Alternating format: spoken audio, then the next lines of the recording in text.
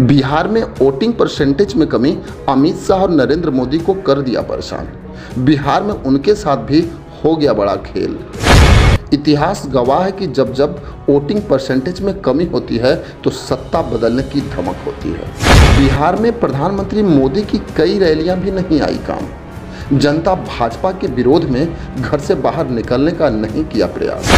बिहार में पहले चरण का चुनाव खत्म हो गया और फर्स्ट फेज की 4 सीटों पे पूर्व में हुए चुनावों की तुलना में इस बार वोटिंग प्रतिशत में भारी गिरावट आई। सबसे कम वोटिंग नवादा में हुई। यहाँ सिर्फ 41.5% ही वोटिंग हुई, जो पिछले 15 वर्षों में सबसे कम है।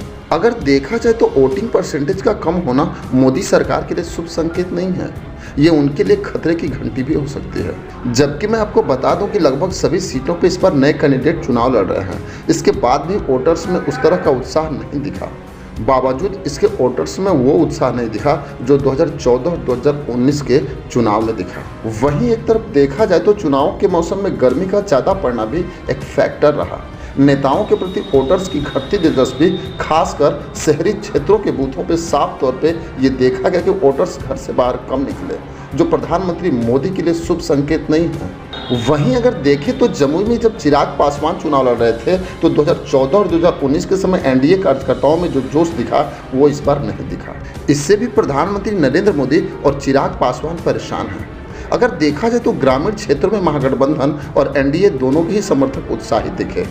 इधर शहरी वोटर काफ़ी कम निकले, इसलिए 2019 से कम वोट प्रतिशत देखा जा रहा है। अगर देखा जाए तो ग्रामीण क्षेत्रों में पिछड़े वर्ग के वोटर्स, खासकर यादव, बड़ी संख्या में घरों से निकल के बूथ तक पहुंचे, जो चिराग पासवान और नरेंद्र मोदी या भाजपा की टीम के लिए बड़ा ही नुकसानदायक हो सकता है।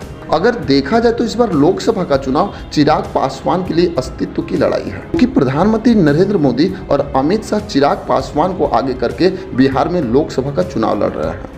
वहीं अगर देखें तो जमुई में पिछले 2 चुनाव से लगातार LJP are supremo Chirag Paswan चुनाव जीतते आ रहे हैं। वहीं गया में भी पिछले 2 चुनाव से एनडीए के प्रत्याशी जीतने में सफल रहे हैं, लेकिन जीताराम मांझी का अस्तित्व भी इस बार दांव पे लगा है। वहीं जमुई में चिराग पासवान अपने जीजा अरुण भारती को टिकट देकर ये साफ संकेत दे दिया है कि वहां से चिराग पासवान ही चुनाव लड़ रहे हैं।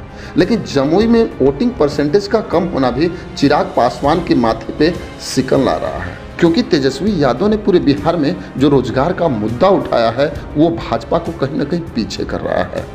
लालू प्रसाद यादव ने इस बार अपने जातीय समीकरण के प्रयोग से बीजेपी की चुनौती बढ़ा दी है।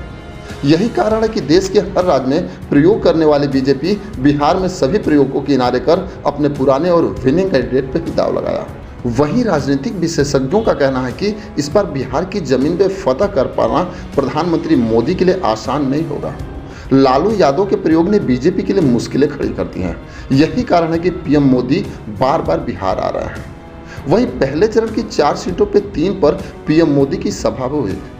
अपने चुनावी कैंपेन की शुरुआत प्रधानमंत्री मोदी ने जमुई में अपने सहयोगी लोजपा आर के प्रत्याशी अरुण भारती के लिए सभा की। और पहले चरण के वोटिंग के बाद कौन सबसे आगे है, आप अपनी राय हमें कमेंट बॉक्स में जरूर लिखेंगे। बस आज के लिए इतना ही, फिर मिलेंगे। जय हिंद।